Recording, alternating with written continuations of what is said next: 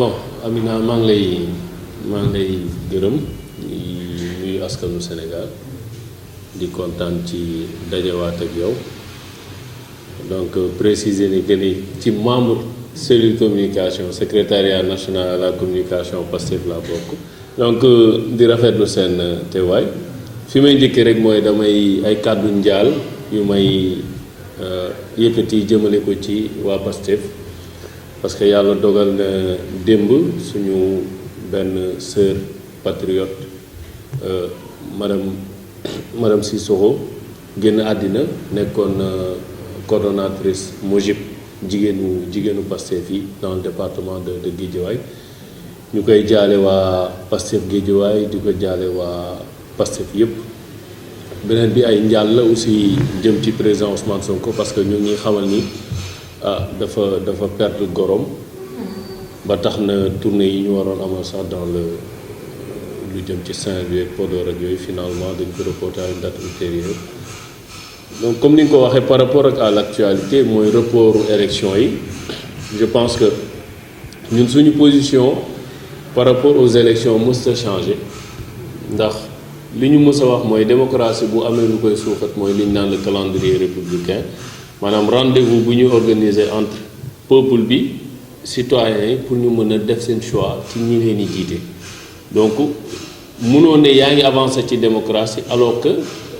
calendrier républicain à chaque fois nga changé ko. effectivement parce que on a tendance à voir que ni élection mënuñu ko jàpp ci benn date respecté ko. waaw mais parce que xam nga boo dee ne da ngay naan démocrate nga te dans ton fort intérieur t'es pas un démocrate t'es un dictateur en quelque sorte mënoo sàmmonteel loolu donc yow li lay ñor mooy seetoo li nga xam ne moom la texte tënk wala moom la constitution wala ay loi andi mais yow li ngay seet mooy samay bëgg-bëgg ak samay stratégie donc malheureusement nguur gi fi nekk ci loolu la ñuy yëngu donc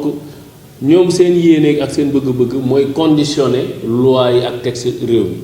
te ça devait être l'inverse parce que ñun ñëpp nous sommes sous le coup de la loi donc loi moo ñu tënk ñun ñëpp que muy président ñeneen na ci yem loi moo ñu tënk donc mënu fi am loi électorale am un calendrier républicain ngay wuyoo démocratie et à chaque fois ñuy gis ni yaa ngi teg ay stratégie pour bu la élection arrangé wu nga pousse ko parce que boo xoolee tey jii report bi ndax dañ jóge ci élection présidentielle moom élection présidentielle lim ci andi yëpp lim ci def ak ministre de l'intérieur Aly Ngouille Ndiaye ak ñi nga xam ne seeni complice lañ pour jaarale élection présidentielle yi gis nañ fi ñu ko jaarale biñ ci jógee xam naa ñu xool résultat yi nga xam ni génne na ci élection bi parce que boo jëlee résultat élection présidentielle boo jëlee li nga xam ni moom la Pastef am ci résultat ñoom ça leur fait peur daf leen ragalloo parce que xam nañ ni résultat yi Pastef am nii bu ñu demee ci élection locale Pastef day gën a am doole et que opposition bi dina leen sonal donc ñu teg seeni subterfuge encore comme d'habitude ci complicité wu une certaine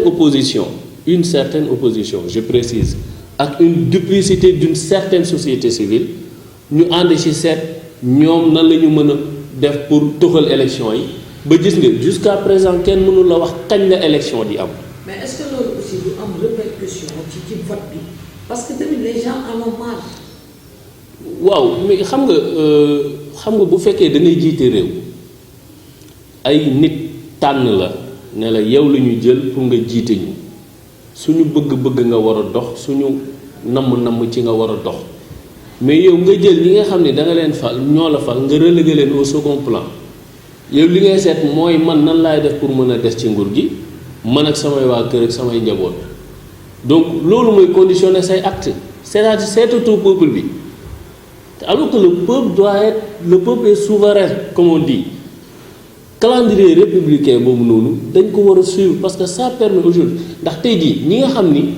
2014 dañu tànnoon ñi leen di jiite ci communes yi mais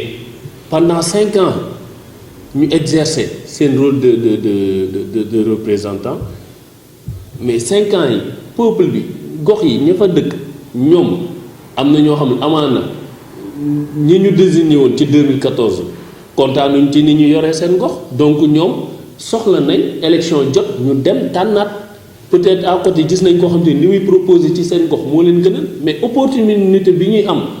pour mën a évaluer wala seet ki ñu jiital doy na leen wala doy leen liggéey na leen wala déet loolu élection moo koy andi mooy ñu permettre citoyen exercer seen opinion exercer seen voix. mais xam nga loolu aussi est-ce que c'est pas dû à la faiblesse de l'opposition parce que booy xool fii nii certes ñoom ñoo nekk ci état bi ñoom ñoo moom gouvernement ñoo nekk ci gouvernement bi mais ils ont un peu le monopole du pouvoir parce qu'il y a une opposition faible pas assez forte pour les confronter pour que lii nii tamit ñu taxaw ñoom tamit ñu taxaw aussi. xam nga en tout cas li ñu mën a wax mooy ñun suñu bopp parce que on ne peut pas parler au nom de toute l'opposition ou bien des autres partis mais ñun dañu jël engagement que ni suñu opposition du nekk opposition de compromission maanaam opposition boo xamante ni da ngay opposer ci li la arrangé bu waaj a soxlaa ci loo xamante ni soxla ci dina ci diisoo ak ñenn ñi ngeen dem tëju xalaat waxtaan tëral ñun nekkuñu ci forme d'opposition boobu ñun ñu ngi suñu mission d'opposition ñu ngi ci duñ ci jug ñu ngi ci opposition boo xamante ni sans compromission maintenant nag géopolitique dafa yaatu acteurs yi wute gis-gis yi wute doxali ni façon de faire yi bokkuñu orientation politique yi bokkuñu am na ci nag peut-être ñoo xamante ni ñu ngi ci opposition bi mais ñoom li nga xam ne nguur gi da koy tëral di ko doxal ñoom dañ ci ànd moo tax ma ne tey jii bu fekkee ni report élection yi dañ ko def et que à l'heure actuelle kenn mënu la wax ban période la élection di am li ñu la wax naan au plus tard 2021 xam nga loolu caaxaan la mel ni ñun nous ne sommes pas en mesure de désigner choisir une date ne date bii ci la ñuy dem élection wala bu fekkee problème xaalis la kay wala dañuy bañ a reconnaître ne effectivement li ñu doon wax dëgg la que amuñu xaalis pour organiser élection mais tout ça ça se fait comme je dis avec la complicité d'une certaine opposition et la duplicité d'une certaine société civile moo tax ñu mën ko def mais c'est regrettable et que nous maintenons notre position le calendrier républicain doit être respecté dañ ko war a respecter ndax mooy mën a tax tey fu sénégalais nekk ci àddina wala ci gox yi nekk ci Sénégal am sañ-sañu tànn bu doon ki mu tànn mu ne baaxul mu changer ko bu dee ki nga xam ni dafa ki mu tànn mu ngi koy liggéeyal mu wéyal ko donc élection boobu noonu dañ ko war a tenir mais pas toog fii di ñu wax naan d'ici au plus tard 2021 c'est pas sérieux un état sérieux ne fonctionne pas comme ça. voilà ñu ñëw ci beneen thème d'actualité xam naa. coowal troisième mandat. nekk na loo xamante ne gis nañu sax ne ci bés yi ñu mujj ku bokk ci gouvernement boo ci xawee am noo ci waxee sax ñu daal di lay wàccee ci say fonction yéen nan ngeen gisee loolu. bon ñun coowal troisième mandat ñun du débat parce que ñun li ñu jàpp mooy 2024 Macky Sall pare na ci donc du débat ñi nga xam ne nag peut-être dañu am intérêt à ce que débat boobu ñu tenir ko ñoom ñoo tax ñoo andi coow li mais ñun jógewul ci ñun te du mës a jóge ñun parce que du suñu priorité ñun Macky Sall le président Sonko wax à partir de 2024 on le conjugue au passé pare na ci loolu du nañ mais dafa am aussi benn affaire bu ci feeñ te mooy bu fekkee ni yow da nga ni jiitu réew nga te kenn mënatul sukkandiku ci sa kàddu fa la problème nekk xam nga da nga ñëw nga ne sa premier mandat damay waajee 5 ans def 7 ñëwal bëtiku ñëw def 7 ans nga ñu wax nga ne non mayetuñ moom loo wax askanu Sénégal génnaat ci ba 7 wicc. waaw mais est-ce que loolu aussi nekkul loo xam ne askan bi dañ koo gis parce que gisoon nañu président boo xam ne da doon wax waxee. waaw mais moom président bi doon wax waxee sénégalais yi sanctionné ko andi ko moom pour que loolu bu mu amati su ko defee kon ça veut dire que kon moo kañ ñu sanctionné ñooyam c'est-à-dire que dafa am lu tumuranke ci suñu réew mi rawatina ci ñu ñu jiite mooy kàddu la valeur.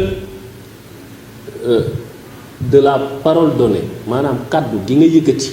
taxaw ci askan wi jàkkaarloog ay nit ñi ne leen lii dinaa ko def xëy suba teg say subterfuge ak say pexe ba génnaat ci ba set wicc problème boobu la ñu am moo tax xam nga moom nee na du def troisième mandat nee na xalaatu ko nee na texte yi réglé na ko mais sénégalais yi ñoo ko wóoluwul parce que daf leen wax mu deñ mu diggaat leen mu deñ donc nag ki nga xam ne bu la waxee mu deñ mu dig la mu deñ lu mu ne dinaa ko def defu ko mais bu taxawee wax la itam doo ko gëm donc moo tax problème bu posé mais ñun à Pastef ñun moom jàpp nañ ni 2024 Macky Sall sera conjugué au passé donc fi mu toll nii ñu ngi ci yeneen priorité te mooy lan li nga xam ni moom la Sénégalais yi di dund mu di ay jafe-jafe scandale sur scandale ñu jël alalu Sénégal di ko tongtonge di ko paasante nu mu leen neexee ci loo xamante ni ñi nga xam ni ñoo war a contrôler di ci teg seen bët te kenn du ci àddu ñaanuma ko yàlla mais di nga xëy déggaat yeneen parce que di nga injustice lu yàq ci réew bokk na ci li ko yàq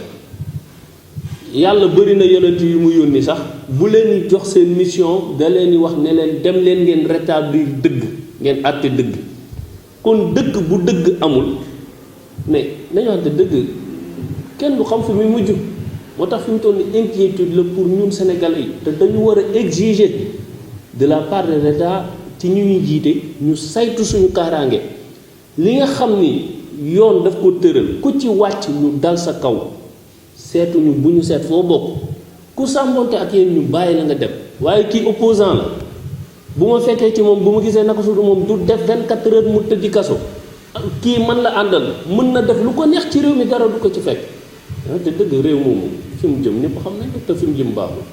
beneen bi aussi gis nañu ni nit ñi di jooju ci réew mi ak ni situation économique bi méttee te ñu ngi wax waxu courant boo xamante ne ñu ngi koy waaj a yokk. gis nga mooy fi ma daanelee sànq ay tappale boo ko yoree réew ak kàcc ñu baal ma ci kàddu yi lii lay jur ndax bu ma fàttalikoo ay weer ci ginnaaw avant élection yi dañu doon décrire Sénégal boo xamante ni yow boo nekkee ci biti dégg ñuy wax Sénégal boobu ak nga ñëw lii xew fii tey danga naan mais ban Sénégal lañ ma doon wax parce que jamono jooju ñu ngi doon jëm ci élection ñu lay wax ay Promoville di la wax ay PUDC di la wax ay Puma ay PPP yu dul jeex di la wax ay terre lu ne ñu andi ko fi di la wax ay croissance naan la croissance à 2 chiffres lu ne ñu wax ko askanu Sénégal parce que lan ku jooy sax ñu woo la pale ne la non lii dinañ ci jël mesure dañoo jël mesure ci lépp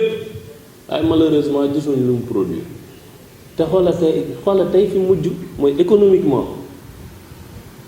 croissance bi ñu doon wax ani mu tey parce que bu croissance amoon en principe mooy ça veut dire que valeur ajoutée bi ci économie bi am na doole bu toll ni tey yokku courant war te mën a am bu fekkoon croissance boobu noonu valeur ajoutée parce que croissance c'est une valeur ajoutée ci économie donc croissance boobu noonu bu fekkoon ni am na mais tey war yokk électricité war te mën a am mais lan moo andi ñu yokk électricité pour wan la ne gis nga ñàkk a jiite ci dëgg wala ñàkk a wax askan wi dëgg dalay def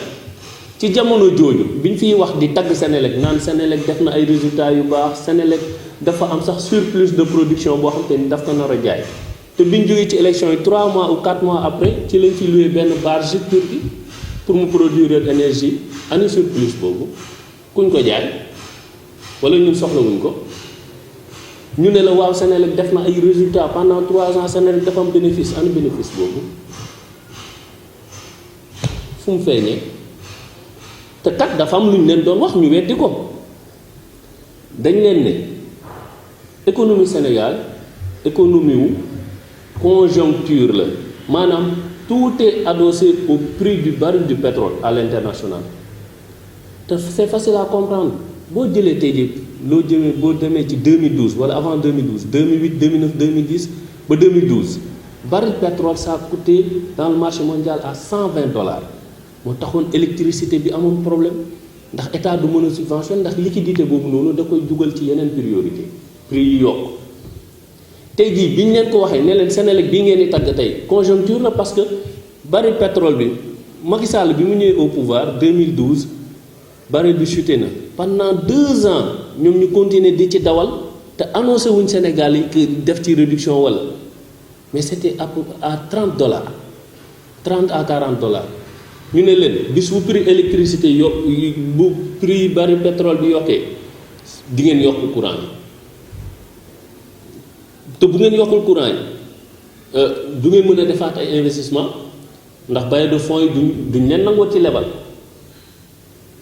ndax bailleurs de fonds yi duñ la bëgg di jox ngay subventionné donc dañ la naan génneel si subvention yi léegi nag dañ ko weddi woon dañ ne non liggéeyu président ak vision moo taxoon Senelec baax mais tey jii ñoom ñooy jëlaat même kàddu yooyu pour défendre seen hausse bi parce que nee nañ bari pétrole dafa loo ko yokk à l'international kon kay ñun li ñu doon wax jox nañ ñu dëgg mooy dañ ne li ngeen di wax ni day performance les performances économiques là c'est pas structurel c'est conjoncturel te bis bu bari pétrole bi àggoon fii $150 nga gis jafe-jafe yi nga xam ni Sénégalais yi ñu ngi koy dund mu yokk parce que yor dëkk yor ay ressources naturelles saraxe ko yor sa souveraineté monétaire nga gedd ko maanaam joxe ko say marché yi nga am sa dëkk nga jël ko jox ko tubaab bi bu ñu liggéeyee jël bénéfice ba yóbbu seen dëkk mais lan ngay am sa dëkk lan nga fay am doo fa am dara moo tax lii ñuy dab ñu te nañu waaj neexut a dégg mais dina gën a métti parce que réew mi dañ ko noosee fooy dégg ñoo xamante ni ay scandalu milliards ngay dégg te jusqu'à présent duñ ci yëy duñ ci yàbbi procureur a ngi toog Sénégal fii saa yoo yeewoo ba fi Macky Sall toogee ba tey ay scandalu milliards néew na nga dégg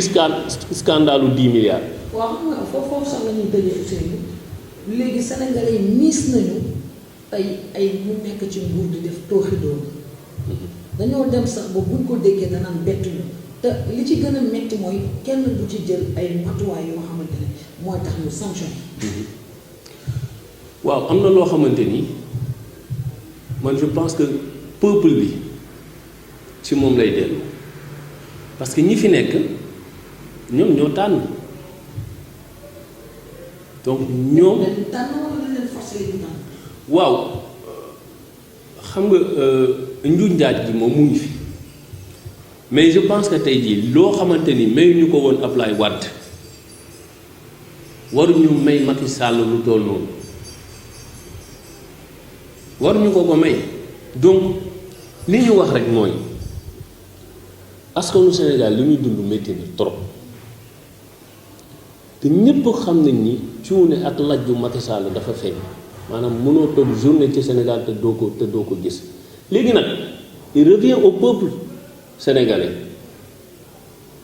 ñoom am mandarga ak kàttan gi nga xam ne ñoo mën a exiger gouvernement bi wala état bi ne ñu lii ngeen di defal lii ngeen di def baaxul baleen ko lii ngeen di def baax na dolli leen ko ñoom ñoo ko mën ñun suñu rôle en tant qu'opposition mooy xamal askanu Sénégal fi réew mi toll mais nag askanu Sénégal tey jii moo mën a xam li muy daj ndax mën na ci dara wala mën ci dara te effectivement mën na ci dara la preuve Liban ngi ne le ay hausse de salaire a am nit ñi génn ci mbedd bi ba fa sax waxaale la leen métti ba mu jeex tàkk en ce moment foo dem dans les 5 continents am na dëkk yuy yëngu parce que lan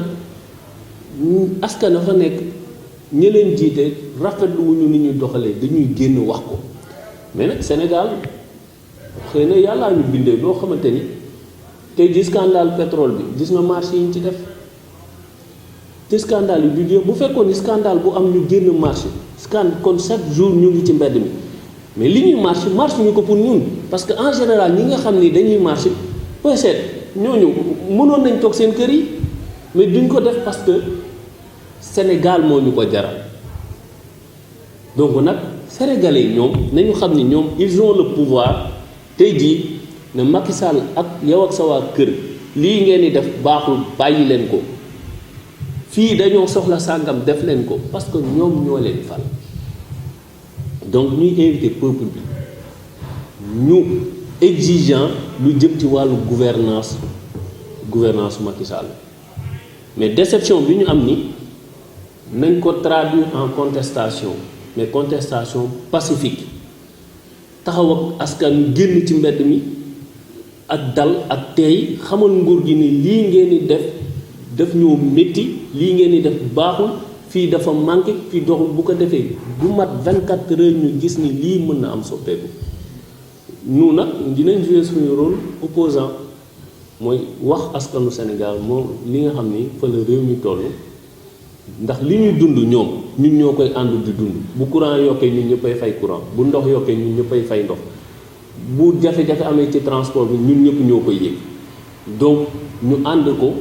xeex pour l'intérêt exclusif du Sénégal. ñu lay jaajëfal. Merci beaucoup Amina.